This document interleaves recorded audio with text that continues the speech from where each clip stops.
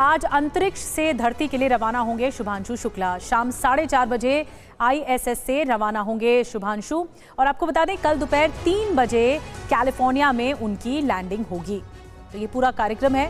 कल दोपहर 3 बजे धरती पर आ जाएंगे, उनकी लैंडिंग होगी कैलिफोर्निया में। उनका ये सफ़र बहुत बेहतरीन रहा। उन्होंने अपना संदेश भी दिया है कि भारत अंतरिक्ष से बहुत खूबसूरत दिखता है।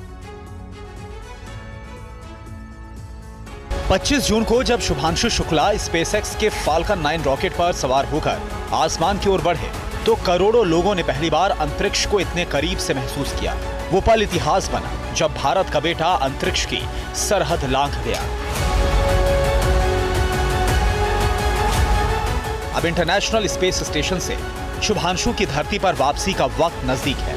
पहले ये वापसी 10 जुलाई को होनी थी, लेकिन मिशन कंट्रोल ने इसमें बदलाव किया। उनकी वापसी टालने के पीछे सबसे बड़ा कारण था फ्लोरिडा तट का खराब मौसम। दरअसल एक्सियोम मिशन के तहत जिस ड्रैगन कैप्सूल में शुभांशु ISS पर गए हैं, वो वापसी में फ्लोरिडा के तट के पास अटलांटिक महासागर में उतरेगा। लेकिन अटलांटिक महासागर के जिस हिस्से में शुभांशु का कैप्सूल स्प्लैश डाउन करने वाला है, वहां पर इन दिनों तेज हवाओं, घनघोर बारिश और समुद्री तूफान का खतरा मंडरा रहा है। और मौसम की खराबी उनकी वापसी में देरी की वजह बन रही है। दूसरी वजह और भी अहम है। इंटरनेशनल स्पेस स्टेशन के एक मॉड्यूल में अचानक से प्रेशर लीक की समस्या सामने आई है। नासा और रूस की स्पेस एजेंसी रोसकॉस्मोस ने इस लीकेज की मरम्मत तो कर दी, लेकिन उसके बाद वहां पर एक नया प्रेशर सिग्नेचर यानी दबाव में असामान्य बदलाव दर्ज किया गया। अब इस नई तकनीकी समस्या की जांच के लिए दोनों एजेंसियों को और वक्त चाहिए। इसी वजह से एक्सियोम 4 मिशन की वापसी फिलहाल टाल दी गई है। इसके अलावा नासा ये भी सुनिश्चित करता है कि एक मिशन की वापसी और दूसरे की लॉन्चिंग के बीच कम से कम 48 घंटे का फासला हो, ताकि स्प्लैश डाउन के बाद ड्रैगन कैप्सूल की जांच और रीसेटिंग की प्रक्रिया पूरी की जा सके। साथ ही सभी एस्ट्रोनॉट्स की सुरक्षित वापसी के लिए हर एक प्रक्रिया का सख्ती के साथ पालन जरूरी होता है, क्योंकि अंतरिक्ष से लौटना वहां जाने से कहीं ज्यादा जोखिम भरा होता है। सबसे पहले होती है सभी क्रू मेंबर्स की मेडिकल जांच, ताकि वो पृथ्वी पर वापसी के लिए पूरी तरह से फिट हो। उसके बाद अनडॉकिंग की तैयारी, यानी स्पेस स्टेशन से धीरे धीरे कैप्सूल को अलग करना। अनडॉकिंग के बाद कैप्सूल को पृथ्वी की कक्षा में लाया जाता है। और आखिरी लेकिन सबसे चुनौतीपूर्ण स्टेप, पृथ्वी के वायुमंडल में सुरक्षित प्रवेश, जहां पर कुछ सेकंड्स में तापमान 1600 डिग्री तक पहुंच सकता है।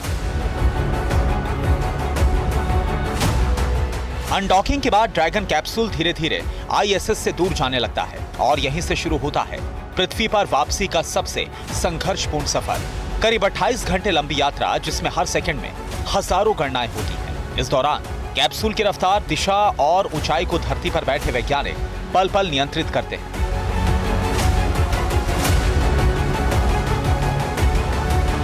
जैसे ही ड्रैगन कैप्सूल पृथ्वी के वायुमंडल में प्रवेश करता है, उसकी रफ्तार होती है 28,000 किलोमीटर प्रति घंटा।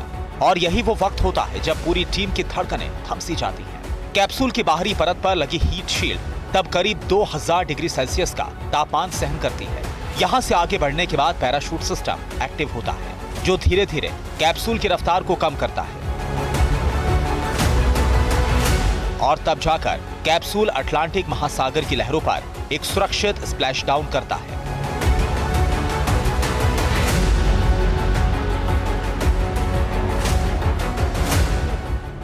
शुभांशु शुक्ला भी अपने ऐतिहासिक मिशन को पूरा करके अपने तमाम वैज्ञानिक प्रयोगों, अनुभव और अंतरिक्ष की अनगिनत यादों के साथ इसी रास्ते से पृथ्वी पर लौटने वाले हैं। Bureau report, TV9 Bharatvarsh.